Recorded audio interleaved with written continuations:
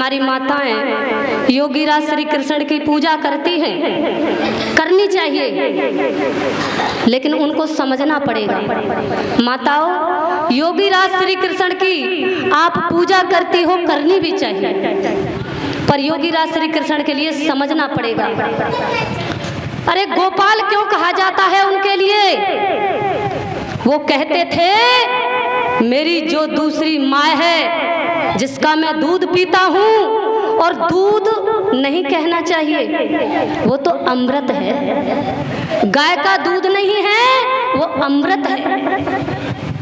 इसीलिए योगीराज श्री कृष्ण 1 लाख गाय रखते थे और कहते थे गाय माता मेरे आगे रहे, मेरे पीछे रहे, मेरे दाएं रहे, मेरे बाएं हाथ रहे, और मैं गायों के बीच में रहूं। 1 लाख गाय रखते थे। लेकिन ऋषि दयानंद ने कृष्ण के लिए बतलाया भगवान, और कुछ लोगों ने कृष्ण को लिया परमेश्वर जान। लेकिन माताओं, योगीराज श्री कृष्ण के लिए समझना पड़ेगा। हमारी माताएं समझती नहीं हैं, और जैसा कोई बता दे वैसा ही करने लग जाती हैं। माताओं, योगीराज श्री कृष्ण के लिए नेता भी कहा है, गोपाल भी कहा है, और एक नाम योगीराज कृष्ण का माधव भी है। आप पता नहीं क्यों नहीं समझती हो, ढोंग पाखंड में जाते हैं। अभी बता रहे और हमारे स्वामी जी महाराज की माताएं हाथ दिखाने लग जाती हैं।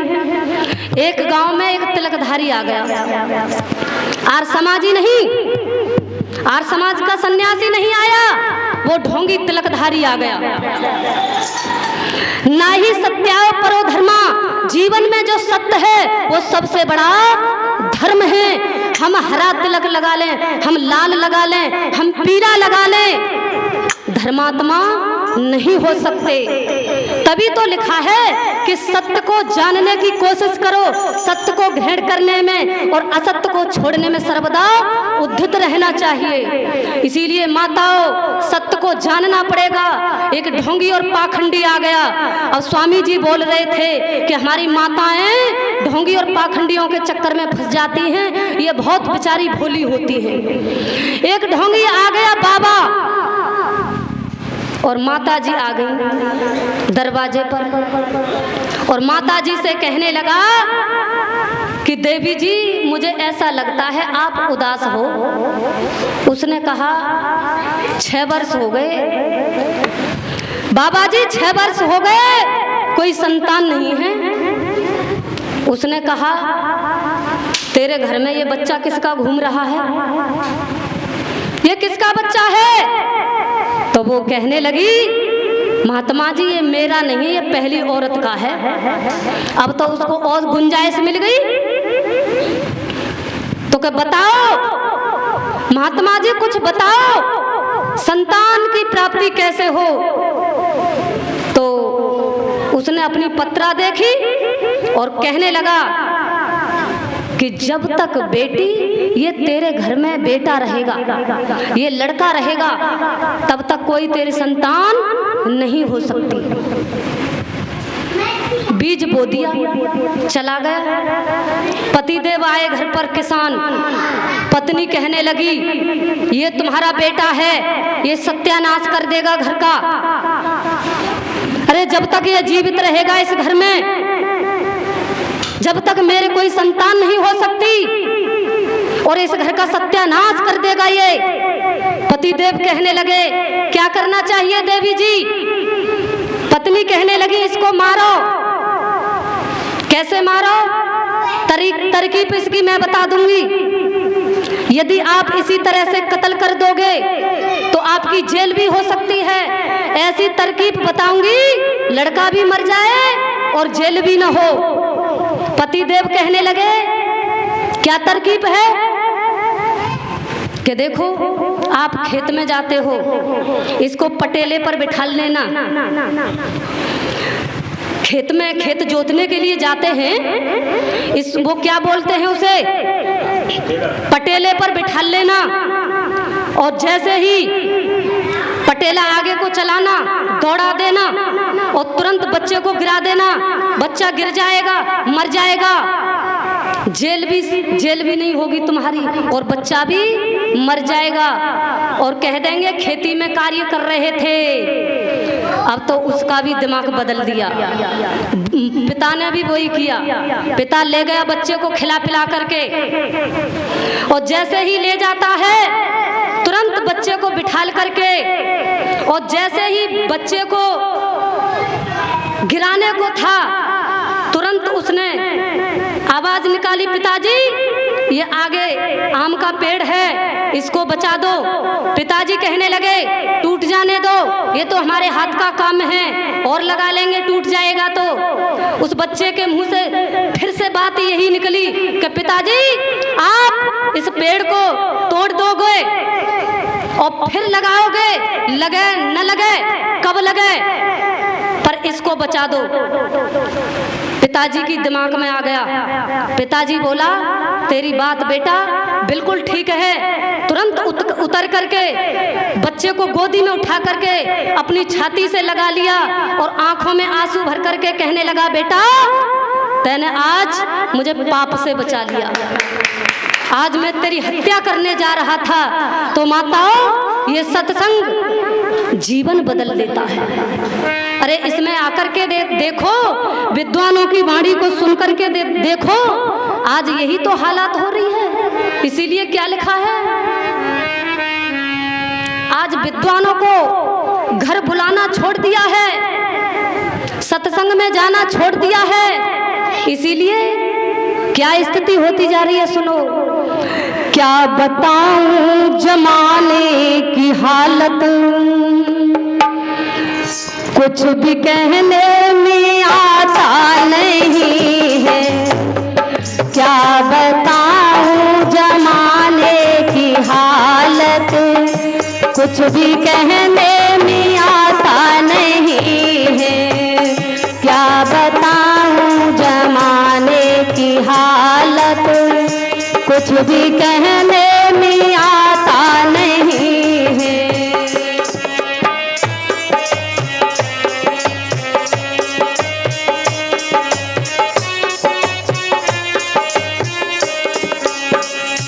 भाई भाई का दुश्मन बना है, भाई भाई का दुश्मन बना है।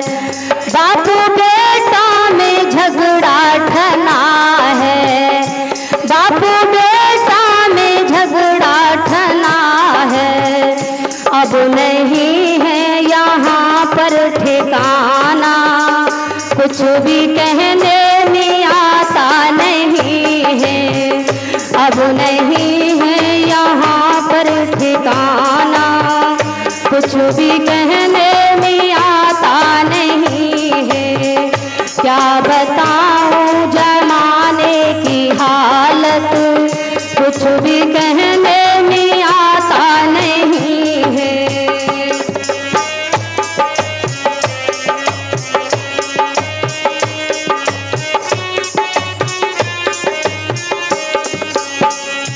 सासुल बहुओं की इज्जत उतारे, सासुल बहुओं की इज्जत उतारे। बहुए सासुल की चुटिया उखारे, बहुए सासुल की चुटिया उखारे। बेटी भगने लगी धर्म तजने, अब नहीं है यहाँ पर ठिकाना। बताऊं जमाने की हालत, कुछ भी कहने में आता नहीं है।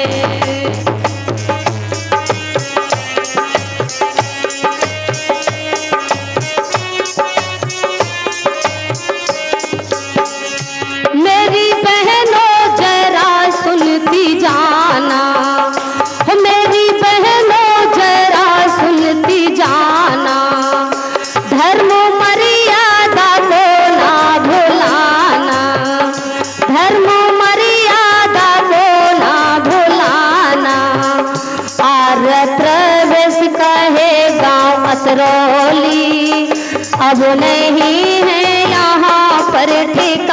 जमाना, क्या बताऊं जमाने की हालत, कुछ भी कहने में आता नहीं है।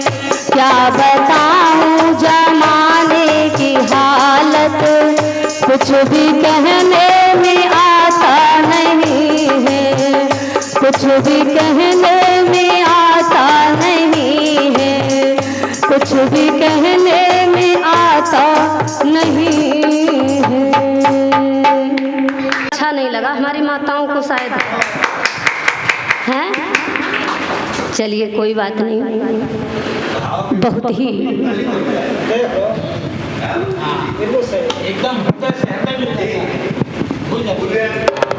बहुत ही सम्मान के योग्य हमारे गुरुदेव डॉक्टर सदानंद जी आर्य, बहुत ही सम्मान के योग्य जो बदायूं की धरती से आए हुए हैं स्वामी श्रद्धानंद जी महाराज, बहुत ही सम्मान के योग्य पुत्तू लाल आर्य जी, बहुत ही सम्मान के योग्य इस मंच का संचालन कर रहे, बहुत ही सम्मान के योग्य रतिभान आर्य जी, बहुत ही सम्मान के योग्य हमारे भैया जो ढोलक पर संगति कर रहे हैं मंगलम जी आर्य, बहुत ही सम्मान के योग्य राजेंद्र प्रसाद आर्य जी, बहुत ही उच्च कोटि के विद्वान जो चारों वेदों के, मुझे ऐसा लगता है परमपिता परमात्मा की इनके ऊपर ही कृपा बरसा दी है ईश्वर ने।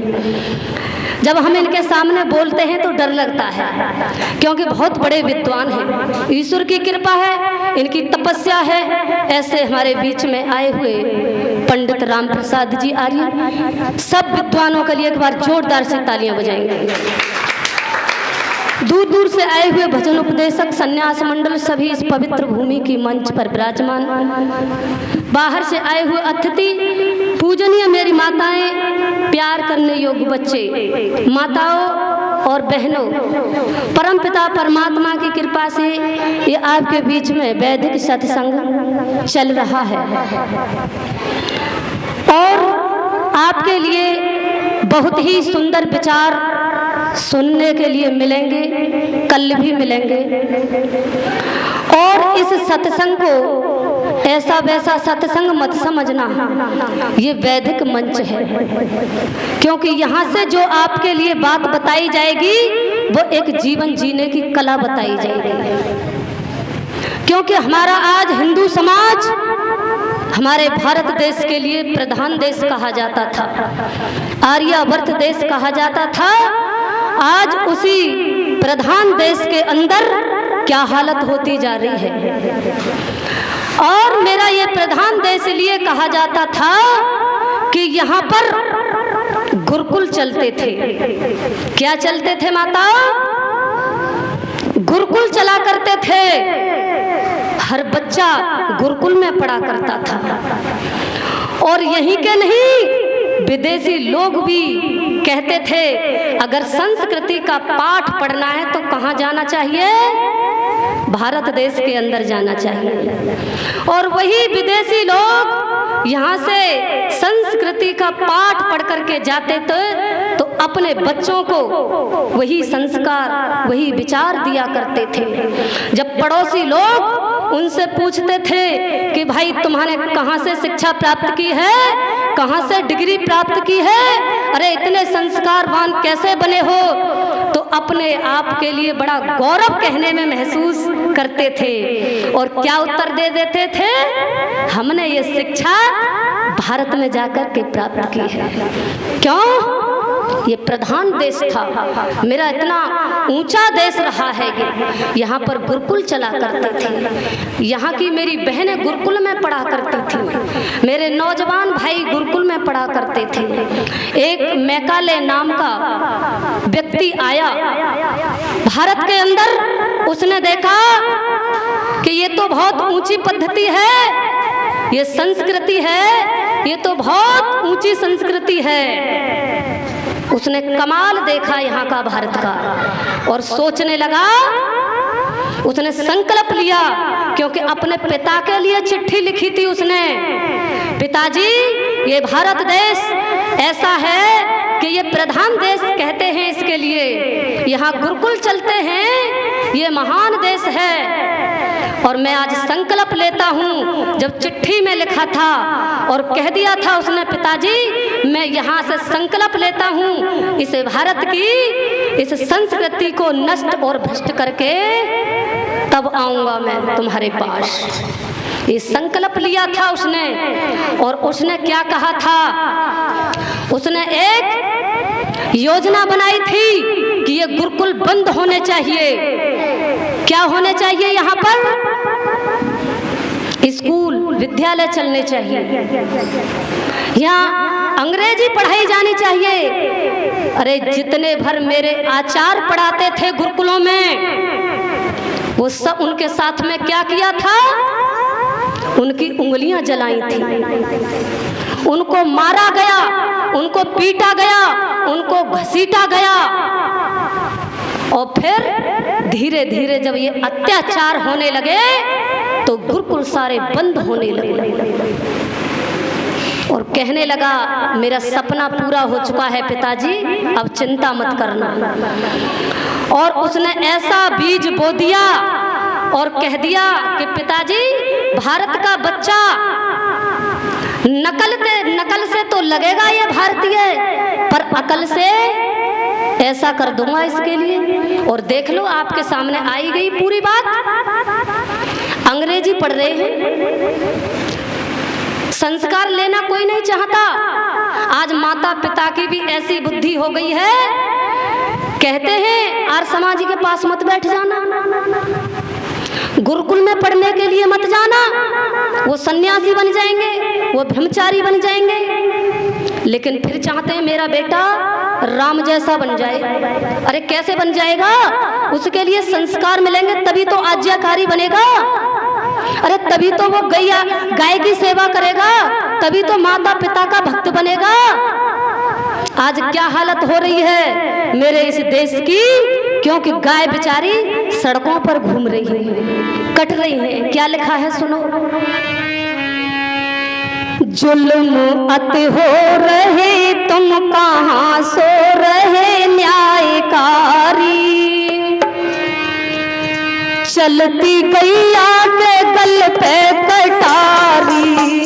जुल्म अति हो रहे तुम कहाँ सो रहे न्यायकारी, चलती गैया के गल पे कटारी।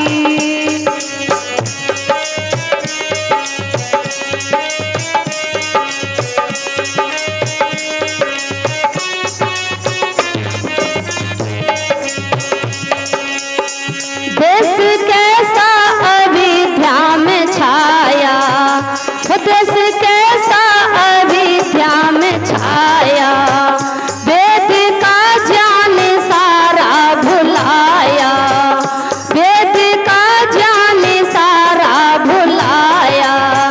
भूले उपदेश को धर्म संदेश को नर नारी, चलती गैया के गल पे कटारी। जुल्म अति हो रहे तुम कहाँ सो रहे न्यायकारी, चलती गैया के गल पे कटारी।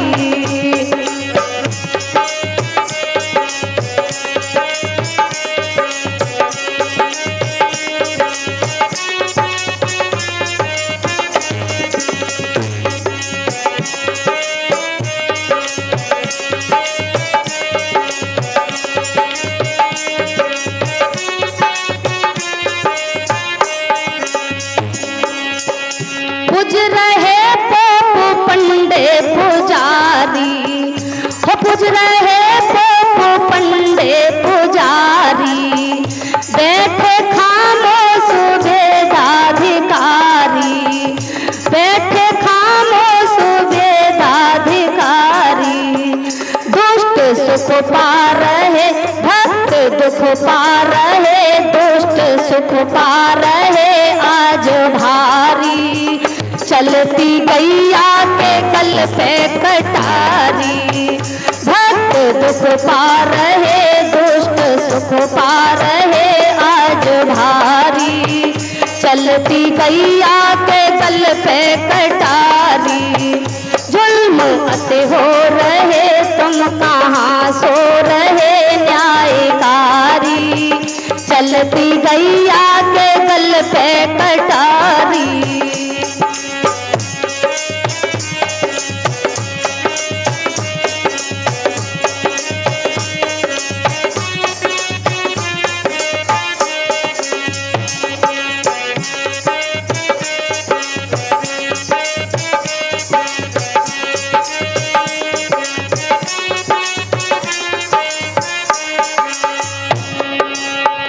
जानते हो स्वयं क्या बताएं, जानते हो स्वयं क्या बताएं। आप घट घट के बासी कहाएं, आप घट घट के बासी कहाएं।